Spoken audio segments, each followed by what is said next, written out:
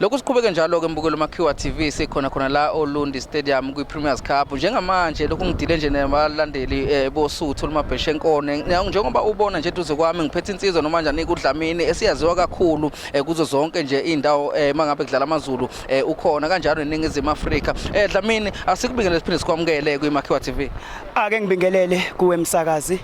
ngibingelele nje nabantu bonke abakhona la Olundi abeze koseka lemidlalo le emkhulu kangaka ake ngiqale la okhulumayo uNdumiso owaziwa kakhulu ngoDlamini eTetamu isibongo sakhe uZondi uNondaba lo ikona njengamanje engingakusho bese okuningi ngizwe kuwe msakazi wami ukuthi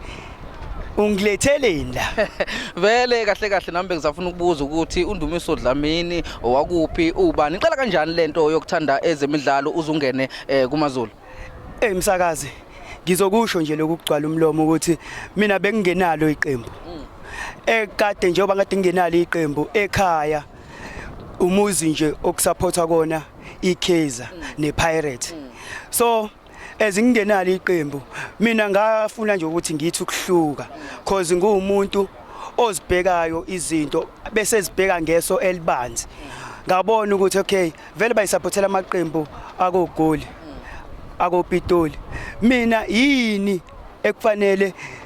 noma iqembu efake lisupport engabothi ngeke mina ngowakuphi mina ngumZulu phaqa mina ezingumZulu phaqa ngikwazi ukuyosupporta kwenye indawo angisupport ekhaya uSuthu lumabhesha nkonyoko ehlaza limabona bulawo leli qembu leli ngiqala ukulisupporta 2008 bengimfiphi kungcono manje bengisathi mengigqoke ngempela isikhindi sibe side kodwa sekungcono uthi methi mengigqoke ngisho 3 kodwa ube mude kodwa ngabona ukuthi leli qembu leli hayi iqembu leli lakithi lawaZulu iqembu leziqhaza iqembu lamabheshu iqembu nje eliphila isintu nje yebo Dlamini siye sikubone mfowethu uthi mawugxuma unyikazi ikhanda ukuthi bethi hi ubona hi bethi iqala kanjani lento wayicreate kanjani lento ukuze abantu bezoconnecta nawe ngalendlela abaconnecta ngayo kuwena umsakazi ngizokusho lokho kuyiqiniso elingephikiswa mina ngaqala ukusupporta uSuthu la kuSuthu bekunabalandeli noma kunabalandeli besazi ukuthi team edlala namaZulu asibhekeki ngobani kuyashawa bashaya abalandeli boSuthu abancengi so ngase ngibona mina ukuthi right ukuze lento sikwazi ukuthi siyenze yenzeke sikwazi ukuthi nathi sabalandeli sikwazi ukubhekeka mesidlala namathimu bangaqala amathimu esidlala nawo asabe thina singabalandi before asabe iteam esidlala nawo akube khona something engizokwenza ngiyenzele ini iqembu ngabona ukuthi into ezongisiza angibe umdlali mina wakwistand ekuzothi uma iqembu lethu lingakenzi kahle lingakadlali kahle kunokuthi thina abalandeli siphendukelwe imimoya sibe nodlame akube khona esizokwenza engizokwenzela abalandeli bamaZulu njengeqembu engilithanda njengeqembu engibathanda eliswenka eligqoka kahle ngabona ukuthi ake ngibe umdlali kodwa umdlali wakwistand ngigqoke ingqokiso komdlali ukuze mesibone ukuthi mhlawumbe siyalida silandela ngemuva ngo1-0 ngoma 2-1 noma ngo2-0 ukuze imoya ingahlubuki ingaphenduki angibe umdlali ngasikhathi ngigijima lapha ngiheda ngibe umdlali ubone bona abalandeli belibela ukuthi aqaleni babethi change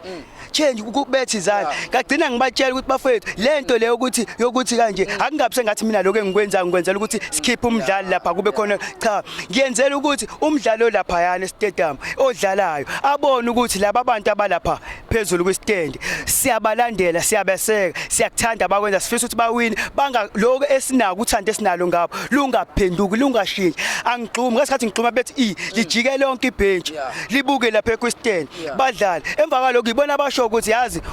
lokho kwenzile kwenza ukuthi nathi singabadlali noma kade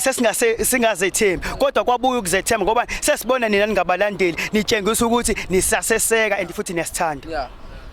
sasiphetha nje ngenxa yesikhathi nanokuthi ke imzuzu yashiya mhlambe umuzwa wakho ngokuthandwa abantu kanjalo nje nokusupporta amaZulu mangabe winile o edliwe ngizokubonga akukho lula ukuthandwa ngabantu kwesinye isikhathi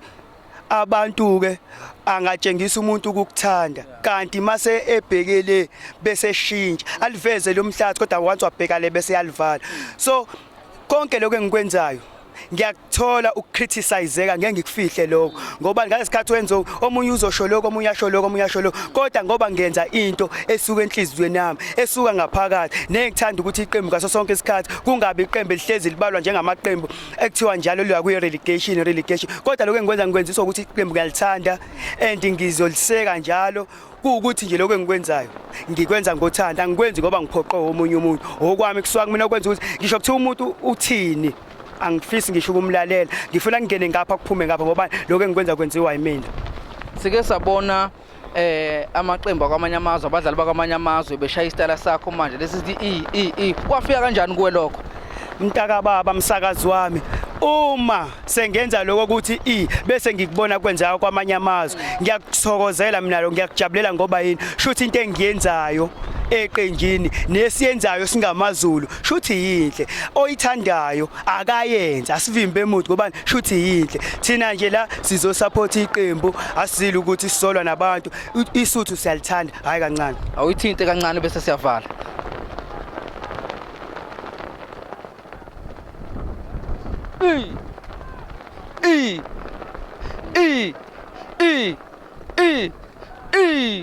Oh!